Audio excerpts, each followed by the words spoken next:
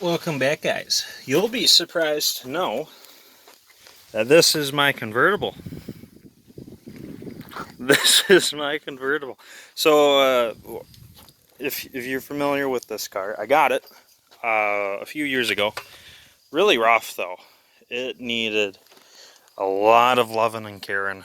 Um, the doors were rusting on this forward lip real bad. Uh, the paint had a lot of issues. Um, yeah.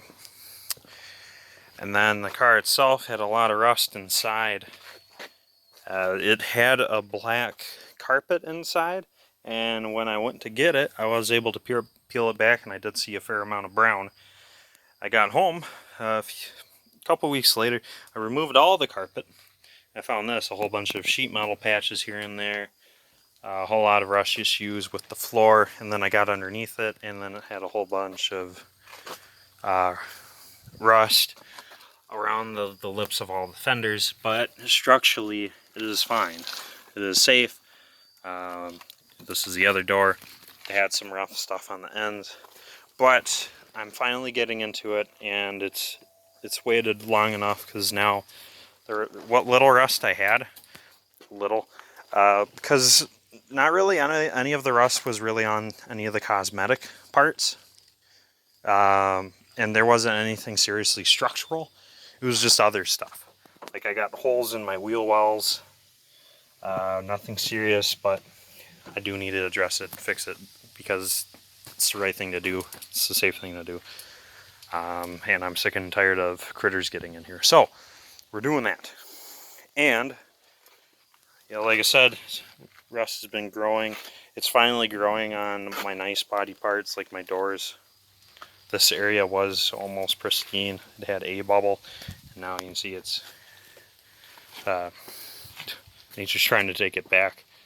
But we're fixing all of that.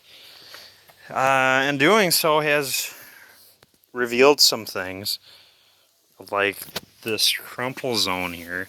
I'm pretty sure that this is why the car was repainted.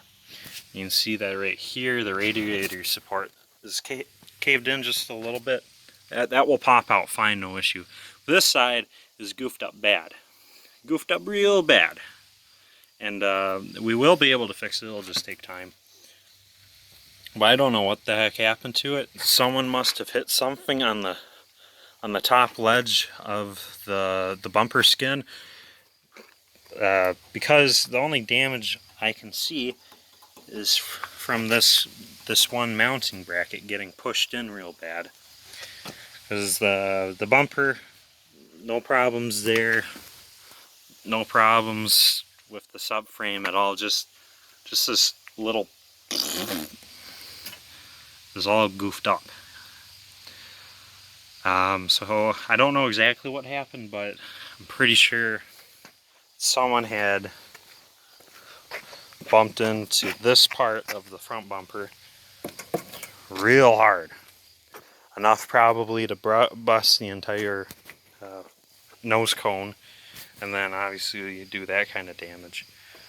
What surprises me is that that wasn't fixed. When they went to remount the new bumper, they did reposition that so it's almost right, but it's still off a long ways. So like I said, we will get back to and fix that. That's why it's probably been repainted. This is not the original paint by any means. As pretty as it looks on camera, it isn't all that awesome up close. By all the fenders, there's a lot of overspray of the color. Overspray from the black color all the way underneath the front nose cone. The rear bumper cover is like that too. In some places, it just wasn't a great job. They didn't prep it worth a darn on the bumpers. They're all peeling in different spots like that, so you can see the original flat black or satin black that the car had in the first place from the factory. But that's all fine now because we will be repainting it and it will look great. So, like I said, when I started the video, we started hammering this hard this morning, and here's how far we've gotten.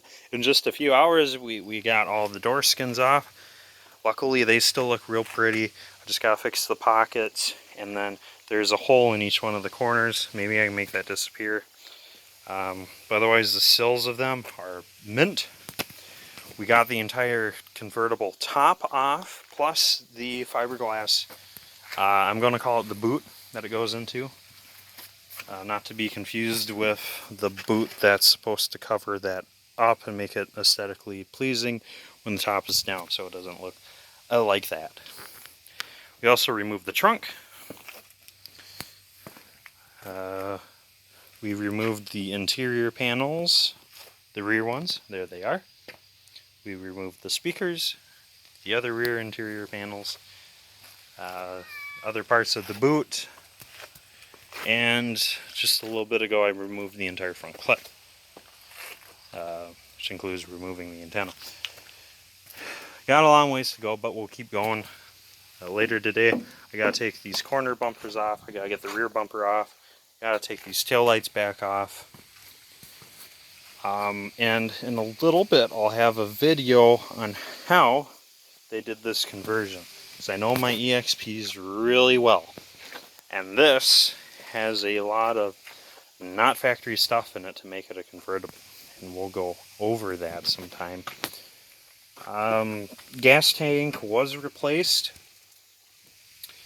I presume that happened when, well, a few things happened. This car had bottomed out at some point. That's why the floors are gone.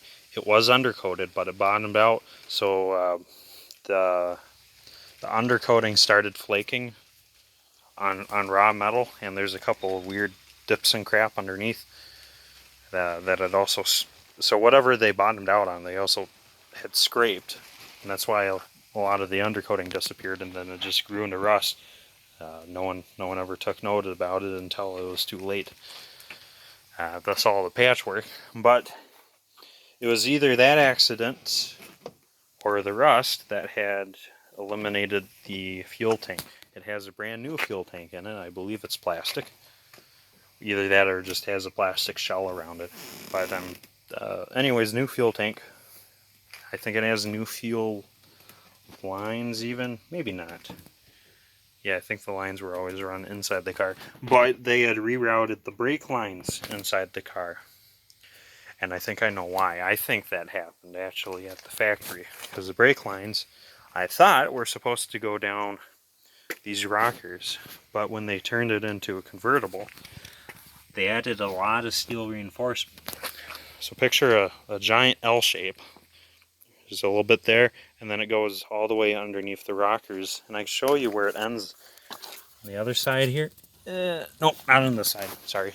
The other side is, it's totally exposed, and the reinforcement is actually rotting out. So, yeah, you see that big square rectangle of rectangular metal tubing? That guy. So they put that in the rockers, and I think that's why they had to move these brake lines. Because they are a little aged, but pieces of them look suspiciously new, so I don't know. I can't tell you. I'll find out more when I start tearing into it.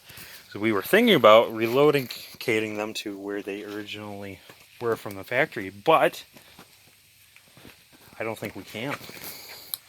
But otherwise, there's that the hydraulic strut for my trunk that's been you haven't been able to see it on camera at all. But more or less that's where we're at. I will have the seats out real soon. I'll have the entire dash out and the center console. Those are just 10-minute jobs. Gotta do my mirrors. The door sills I gotta take out, but this rubber is incredible. So luckily I don't really need to replace it, but I will make it look pretty. Gotta do the same with the corners. Gotta sandblast the entire car. That's where we're stripping it down. We're stripping it down to absolutely nothing. I'll have it on wheels for a few more days. Then I'll take the engine out, the tranny out, and then we'll get it up on a rotisserie and we'll blast it. We'll blast it till there's nothing but metal. Or there's a little metal. No metal. We got a lot of blasting to do, but I don't think this restoration will take too long. So keep following, because this is cool. Hopefully this is the only time it'll ever need to be restored.